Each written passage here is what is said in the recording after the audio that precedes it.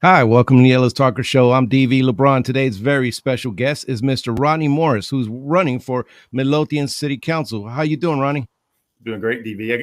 Hey, I got to tell you real quick. I've been watching this show for the last couple of years to get myself informed on a lot of candidates. So it's kind of surreal to be actually sitting here talking to you for my own race. So appreciate you having me. Thank you so much for coming on. I know that this is not always a comfortable thing, but I try to make it as comfortable as possible because ultimately this is so you can talk to the people in Midlothian. So, this place has grown. I don't know what your background is, and maybe the people who are watching may not know your background. So can you give an intro about yourself? Yeah, sure. So my wife and I are both lifelong Texans. Grew up in the Fort Worth area.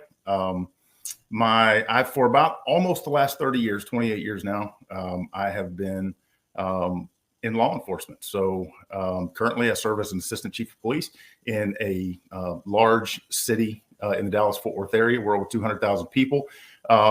Just due to different restraints from the job, I'm not allowed to say where the city is, but people can pretty much figure that out with a Google search. But my wife was a teacher for many years in Fort Worth ISD. And once we started having our kids, she became a stay-at-home mom, and that's what she's been doing, working part-time at our church for the last few years, but still kind of just being a stay-at-home mom for two kids. They're both teenagers now. Got one in middle school and one in high school, and they probably do every single activity that you can imagine at the schools that they go to. So we're a busy family. We're always running and gunning here in the city, and just loving life. And that is that those kids can keep you busy. They definitely can do that with their events and stuff. Yes, sir. They definitely keep you busy. So I mean, this I tell every candidate that comes on, thank you for wanting to serve your community. This is not an easy thing to decide to put your name in the hat and say, hey, I think I got good things for the city, and then have to deal with everything negative that comes out of it. So thank you for wanting to serve your community. Sure. That is pretty cool to want to run. But what made you want to run? Well, my wife and I, we've lived here in our house for just shy of 15 years. But we've lived in the city of Midlothian for about 5. So that kind of little uneven there. That's because we were annexed into the city of Midlothian back in 2018. That kind of opened my eyes to city government, how it runs. Honestly, I don't feel that the people who were annexed against their will back then had a voice. And some of the meetings that we went to kind of see what it was going to look like, we were pretty much summarily dismissed by many of the people on city council back then, and basically told, this is what we're going to do, and there's nothing you can do to stop it. So that really opened my eyes, and I've just been paying a lot of attention to what's going on. We love this city. I never had, growing up, unlike my wife, I never had a place that I called home for my whole life. Her parents still own the house and live in the house where she grew up. And so when my kids go to their grandparents' house, they're at my wife's home and sleeping in her old bedroom, and all of those things. I moved around, stayed a year, 2 years in an individual place, and never really put down roots anywhere. And I wanted for my kids what my wife has. So that's what we chose to live here for. So I want to maintain what it is that brought us to this community. And for the people who were lucky enough to be born and raised here, for the whole reason that they stayed in Midlothian to raise their families, because it's a great place. And it has a certain heart and soul to it that no other city that I have been in have I ever felt before. And I want to maintain that. But I will say that over the last several years, as I've paid more attention to what's going on in the city, I find that there's a lot of things where our city government doesn't necessarily listen to what the people are telling them that they need and they want in our community. That is growing. And it feels like that less and less our people in this city, that their voice is actually being heard by the people who are supposed to be representing them, whether it's through taxation, whether it's through city services, whatever it may be. I think that, I've seen some things where I think that we can do better and that the people of this city deserve better. And what would you what would you bring in your attributes to the, what do you think you would bring specifically to the council if you were elected? Well, one of the things that I think is pretty unique is that I've got almost 30 years working in city government. And in the last approximately 14, I've been working at the highest levels of city government. So I know what it is to work with not just elected officials within the city, but at the county, the state, and even at the national level.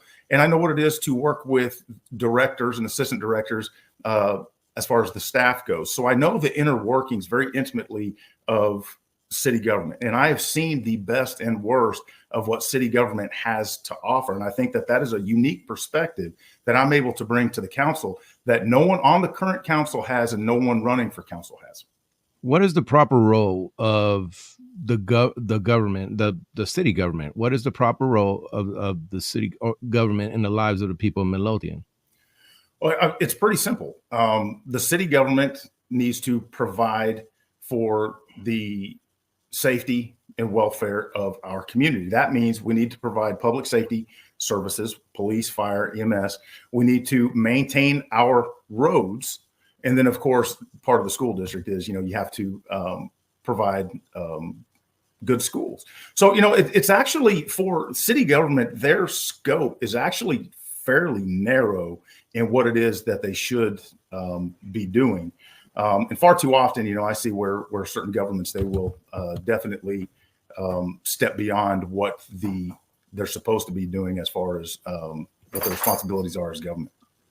Now, talk to me. How important is to you being transparent to your constituents? That's one of the sticking points that I have with government as a whole, and it's no different here in Midlothian, is that there's this opaque simulated almost transparency where there's not actually where we're not fully given the story on things that are occurring. So one of the things is taxation. So it happens here in our city, and I've heard it far too many times when it comes to budget process and the tax rate isn't touched, and the line from the city government and elected officials is always, well, hey, we didn't raise your tax rate.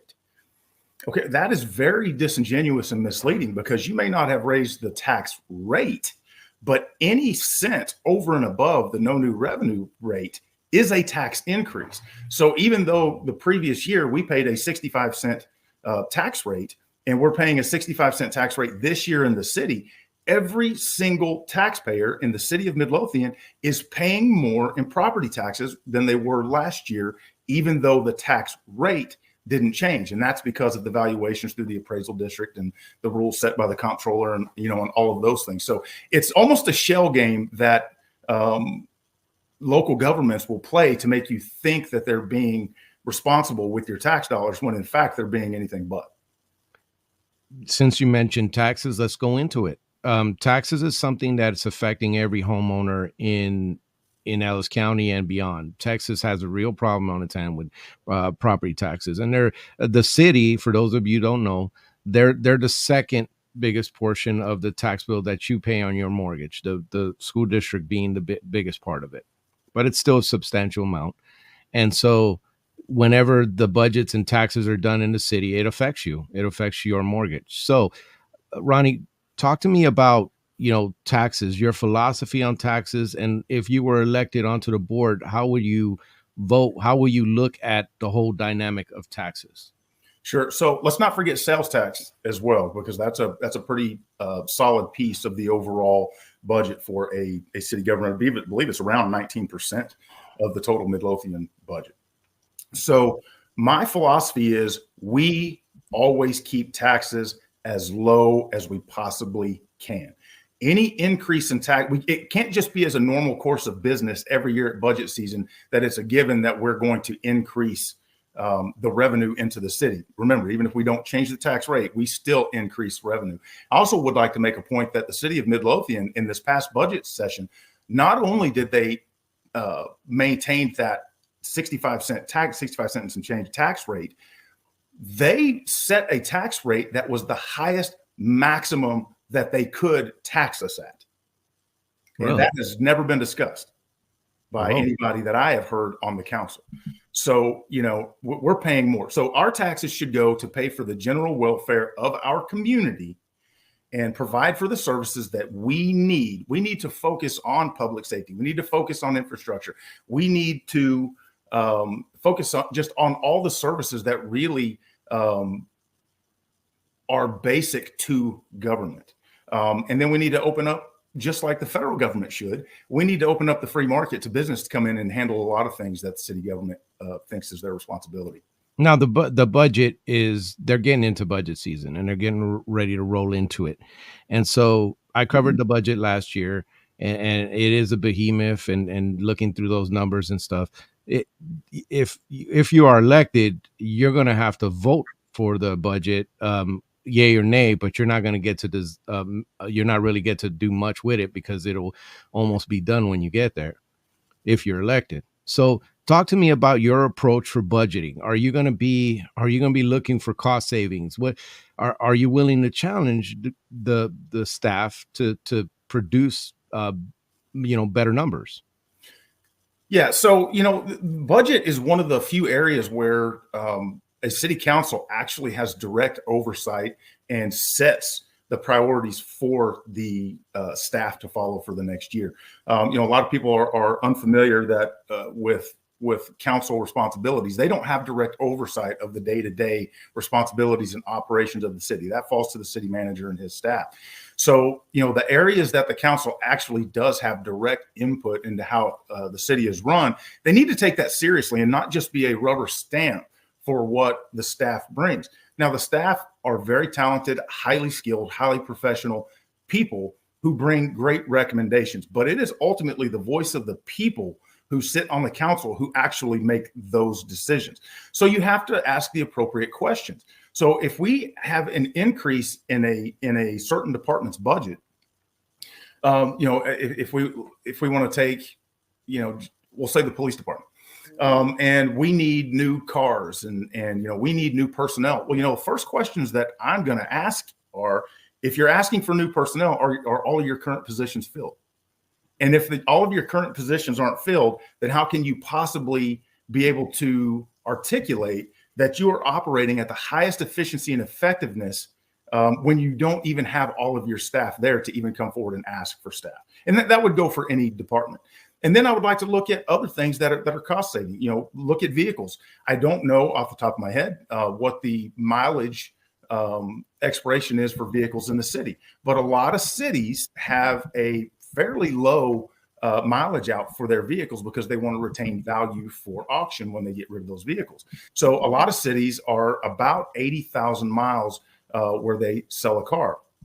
We could potentially look at cost savings and use upping mileage on a car. And that doesn't mean sacrificing the quality and safety and effectiveness of that vehicle, but can we get more use out of that vehicle, serviceable use out of that vehicle, and save us, another year down the road from having to actually make a really big purchase, which a squad car is a massive purchase for a police department. And then let me also touch on, if I can, I would also want to address the sales tax rate, like I mentioned a while ago. There's a couple of areas that I think we can do better with the sales tax money that we're bringing in.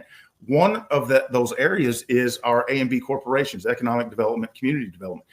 Each one of those entities receives a 1/2 cent sales tax, portion of the sales tax. And that was voter approved back in the 90s. The problem is, and the way that I see it, is there's a lot of crossover in what those two entities actually do. And then secondly, those two entities have a lot of money. They bring in a lot of money, and they don't nearly spend that money even close to the rate at which they bring it in. So that money just sits there. So what I would propose is, let's take it back to the voters and let's reduce the 1/2 cent sales tax that each one of those entities takes in. And let's reduce that to a 1/4 cent. Let's free up a 1/2 cent. And then let's also take it to the voters to reallocate that 1/2 cent in the sales tax over to a crime control district that can supplement the budget for the department, that where you can use that money for personnel, for equipment, for training. it's very limited in the scope of what you can use it for. But what that does is that'll free up dollars in the general fund budget that they can use to potentially increase or pay for other equipment and other needs in the city without having to raise the tax rate to be able to achieve it. And then also they could potentially put that towards a tax reduction. That's not something I've heard before. That is a kind of a novel idea there. I haven't heard about that. But like I said, I am not an expert on the budget and finance. I have spent some time on it and it confuses me. But I'll tell you, what are your thoughts on the like debt in general? Because every city has debt and you know, some of it is healthy amount of debt. You got to have some, I guess that's the way it's explained to me. But you know, what are your thoughts on dealing with debt and you know, if you were elected city council? Well, I'll say this, and I'm not sure how many people in the city of Midlothian understand the massive debt load that the city actually carries. It's near $200 million in debt that the city of Midlothian is carrying. That and there's more bonds to come if they're passed, which will just add to that that debt load. And at some point in time, and they can the council can tell us that, you know, hey, bonds are not going to raise your taxes. But eventually we're going to dig ourselves into a hole where our debt is so high that the only way to pull us out of it to pay on that debt every year is to raise our tax rate. So, you know, you know what? It's kind of true that, right now it's not raising your tax rate, but they cannot guarantee you that it will not raise your tax rate down the road. And our city carries a lot, and digging through that budget, and this is something else that I don't appreciate from the city, is that if you want to look at the city budget, you're looking at almost a 600-page document that would confuse even the most seasoned attorney. 544. I'm looking at it right now. There you go. It is absolutely insane. So if any just regular citizen wants to go look at our budget and see where everything's going, one, good luck understanding it. And two, good luck finding the time to actually go through the entire thing. That has to be simplified, and that's where transparency that we talked about a while ago comes in. You know, we're being transparent because here you go, we're throwing every single thing up there, so it's there, so we can say we're transparent. But who realistically can go on there and read all of that and understand every bit of it? It's a shell game, like I said a while ago. So and you know, it is a massive read. It is. And a lot of people got live jobs, stuff they got to get into, kids, the sports you were talking about, keeping you busy. I mean, there's a lot of things that go into that. Well, can I say this real quick? Mm-hmm. What I was about to say a while ago is that the city carries a lot of money in reserve funds. You know, the state requires that cities maintain a 45-day in reserve funds. Mm-hmm. And the city has an ordinance or a policy that the city will maintain twice that. That's a lot. That's a lot. But if you look into that budget, you'll see that we're carrying about 220-ish days worth of reserve funds. That means we can shut down tax collection in our city for 7 months, never take in another dime, and never miss a beat. Wow. So instead of paying as we go and paying cash for these items like a city hall or a police department, we're taking out extra debt to pay for it. And then when we take out that extra debt, and this is kind of goes more into bonds, but we take that money and then we take forever before we break ground. And the bond that was passed by the people in the city ends up not being able to pay for what they voted for.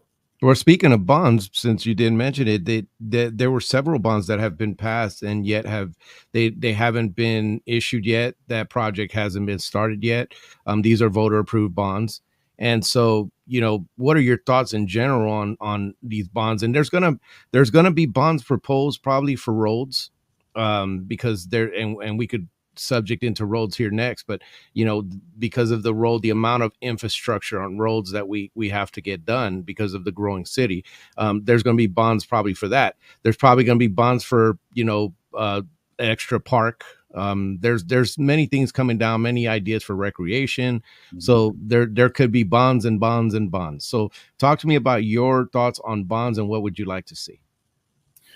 So I kind of fall on two different sides when it comes to bonds. I am not 100% anti-bond, because, you know, there are necessities, particularly like you spoke about with roads, right? I mean, that affects the health and safety of our citizens here whenever there's poor roads in the city that could potentially contribute to accidents or heavy congestion, things like that. So I understand the need for bonds, but one of the problems that I have with bonds is where are the real checks and balances with it, right? So let me give an example. So there was in 2018 or 2019, there were some bonds put out, and I hate to sound like I'm picking on the police department, but it was the one bond that didn't pass back then. They wanted, I believe, around $23 to $25 million for a new police building, which they need a new police building. That building they're in, I'm shocked that they've been able to make it serviceable for as long as they have. So they absolutely need a new police facility.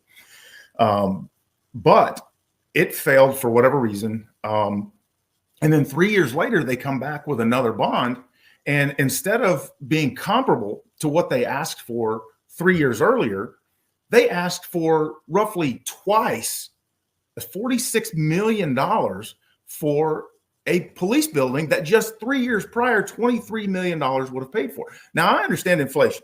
I get it. But inflation is not going to raise the price of a capital project by double.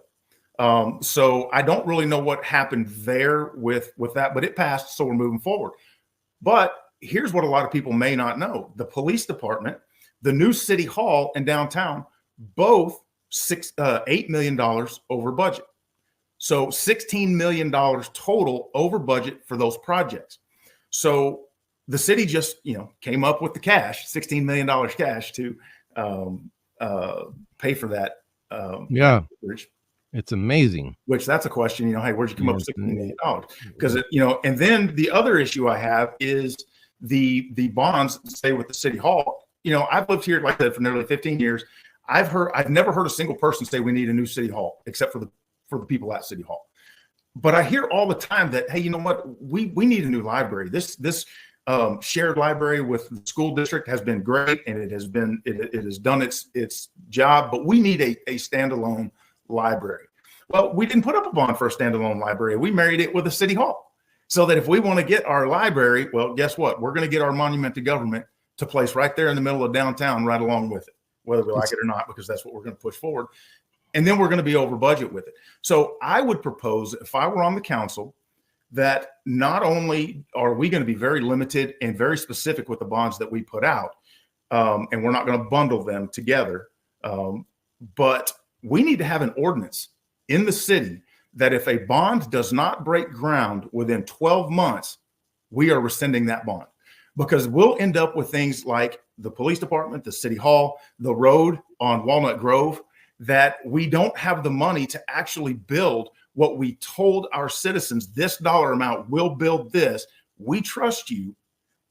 And then you're not able to deliver time and time and time again. I cannot remember the last bond that was on budget. So the road on Walnut Grove, that was a bond package that I believe passed in 2017. The city, I think arrogantly, believed that they could get the developers in that area to pay for that road. And then they would, they wouldn't have to spend the amount of dollars that it would take to do it. Well, the developers didn't do it. They didn't pay for that road. Matter of fact, they got some tax subsidies along the way with it. So then now we're breaking ground on a roadway 7 years later that, guess what?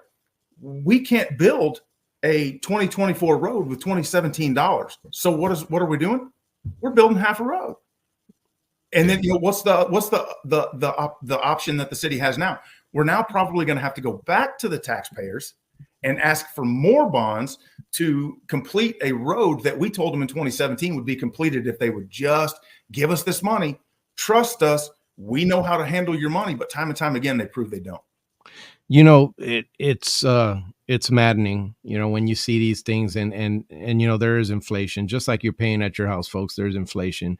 And then, there is knowing how to deal with those things. There's a lot of things that go into contracting, and with $8 million each one of them, that's rough. Now, I wanted your thoughts on growth, and I wanted, we could talk a little bit about the footprint in downtown and what you think of that. And then, I'd like to we're growing. They're building a Lowe's over there by Walmart, I believe. You have some big warehouse thing going on when you're coming to town, coming in from north to south on the 287.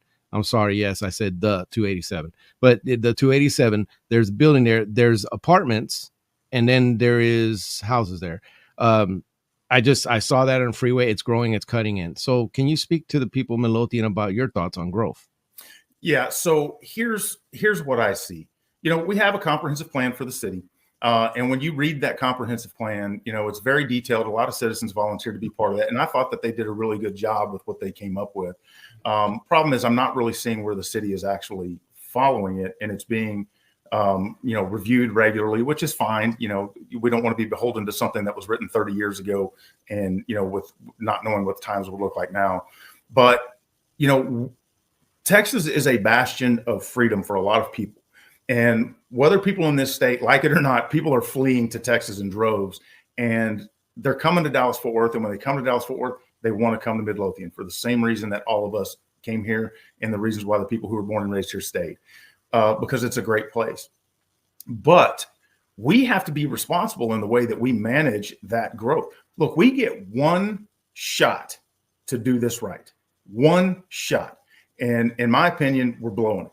We are following a playbook by all of these other cities on how not to do it and how to turn yourself into just another city. And that's not who we are. That's not what I think the people in this town want to be, is just another city. Because when you do that, you lose the heart and soul of what makes your city great. And as long as I have something to do with that, I refuse to let that happen.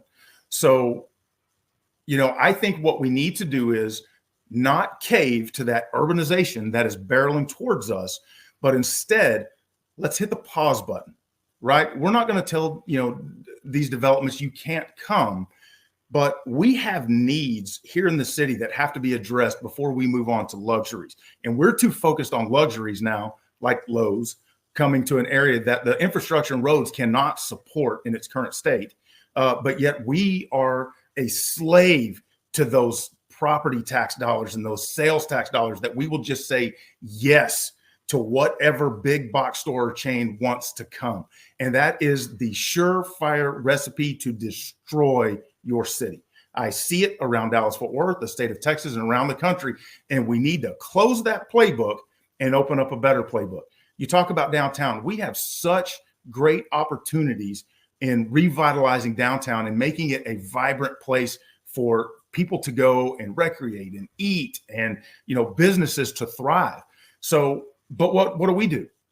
We build that monument to government that I was talking about a while ago, right on some of the most prime real estate in the whole city that we paid top dollar for, right there in downtown. So we will never make money off of a business that could have moved there and helped to revitalize downtown. Instead, the crown jewel, as it's regularly referred to by people in the city, is that monument to government. There's not a crown jewel in any city that should be taxpayer funded. I firmly disagree with that. And I think people in the city side with me on that. Now, let me point something else out. I hear constantly the bridge, the 67 bridge on Main Street, called the gateway to downtown or the gateway to the city. Well, I don't know when the last time people in Midlothian have driven underneath that bridge and through that gateway, but it is absolutely collapsing on both sides, and it's been collapsing for years. Where are we on that? We're so focused on bringing in new tax dollars through developments and commercial chains and big box stores that we are neglecting the things that you mentioned at the very beginning of this interview, that government exists to provide with the tax dollars that we give them. That roadway is right there at Main Street, and the frontage roads are no more ready to support the traffic for a Lowe's than 663 is to support a new development further down towards 875. We just can't do it. We physically can't do it. But our city council and city leaders are so addicted to those taxpayer dollars, they can't say no. So how about we, instead of having the gateway to downtown, bragging about it because the gate is broken, I think we need to fix the gate And let's even just fix the roads. My wife almost ran off the road the other day going to Walmart on the frontage road just past the Pizza Inn, where the road is heaving or it's eroding, one of the two. I can't tell which one it is. But it was raining and her tire hit where that road is collapsing and she almost rolled off into the bar ditch. These things that they are neglecting directly affect the health and safety of the people here in Midlothian. So what they'll tell you is, well, these are state roads, or, it's not our job. Man, do politicians love to say it's not our job. Well, in the absence of leadership, lead. And I'm seeing a lot of people not leading. And I mean, that's a lot. That there's a lot going in there. And I mean, I'll concede that. I've seen those roads in like Walnut Grove. I travel Walnut Grove every day. That is a rough and rattle kind of road right now. It's got a lot of traffic, and it's only gonna get more. Those houses, I don't know how, and I've mentioned this. You have $700,000 homes at 7% selling. They're building, they're selling, they're there. So, and then you're gonna have some shopping and stuff that's gonna be added on the end cap of that. And there's in that whole project there in Walnut Grove, it's a lot. It's a lot of congestion in that area. So, it's gonna be interesting to see how that grows. I could speak to you all night about this stuff, but unfortunately, I got to try to wrap up a little bit. But I wanted to ask you before I did about law enforcement. There's been a conversation in general in this country about funding law enforcement, or what that should look like, or what policing should look like. So I want to get your thoughts, because if you're on the council, you're going to be voting in that budget for what the police and fire need. So I just wanted to kind of get your opinion on it. Well, I'll tell you this. If it's not obvious to people who are watching this that, nearly 30 years in law enforcement, my heart is with cops. It just is. And I love our brothers over on the hose dragon side just as much. But, my heart is, my heart is with the cops. And the respect that I have for people who today, right, when I got in to law enforcement, it was a battle. I mean, everybody wanted to do it, right? I mean, it was something. But, the hardships over the last several years that have been brought about by different controversial acts throughout the country, even though not right here in Midlothian and in Dallas-Fort Worth, have really given a black eye to law enforcement, even though we weren't involved, right? Because people don't differentiate between uniforms that are the same when you cross from one city to another or one state to another. We all dress the same. And so, when one officer does something, it affects another officer across the country. And it's not fair, because people here do things right, in my opinion. So for the men and women here in the police department in Midlothian, especially the ones who have signed up to do the job in the last 4 or 5 years, my hat's off to you, because it really speaks to your character and who you are as a servant.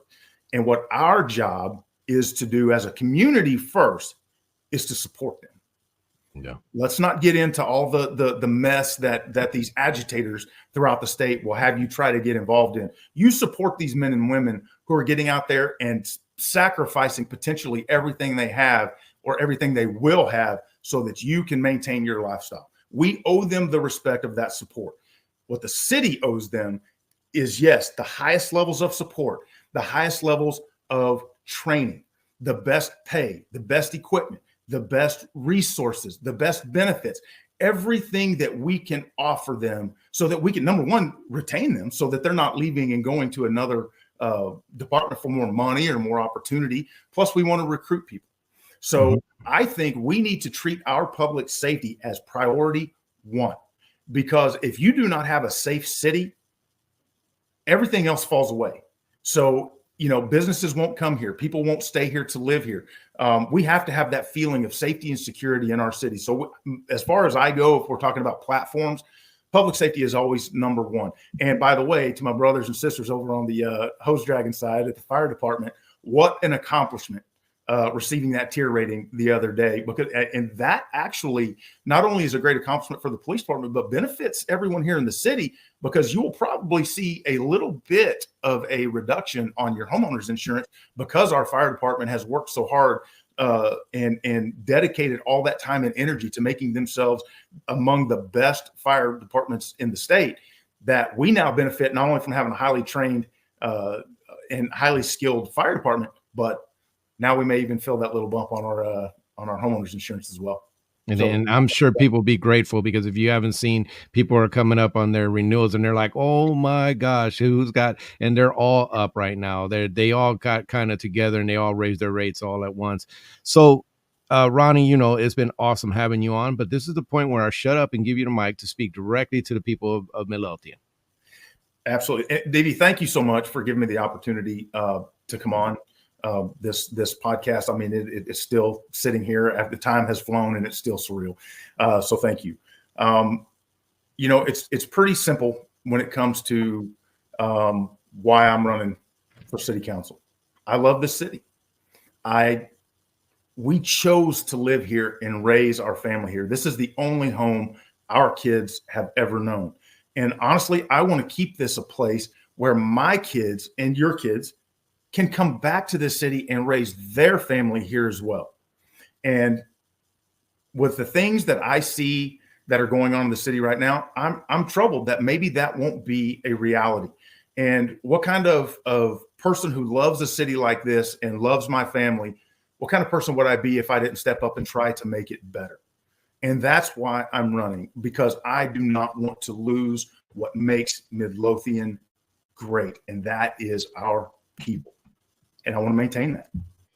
Well, you know, thank you so much for coming on and answering those questions for the people of Midlothian. And that is the first step to transparency, to being able to talk to them. How could they get a hold of you if they want to talk to you further? I mean, do you have a website or you got on Facebook? That's great. So, you know, I'm not one of these national politicians with a ton of money. So I do not have a website, but I do have a Facebook page. And I do have an email address, Morris4Midlothian@gmail.com. I would love to hear from anybody in the city. Tell me what you love. Tell me what you don't necessarily care for. Help me to understand a little better. I think I have a really good understanding through all the people that I've spoken to, but I'd love to hear from you. Let me know what it is that's affecting you, that if I am to win this race, that I can advocate for on your behalf, because that's ultimately, that's what we are. We're here to be servants for our neighbors, for our family, and for the people in the city. Well, brother, thanks again for coming on. Can you stick around for a second? Hey, I certainly will. Thank you. Thank you. Appreciate it.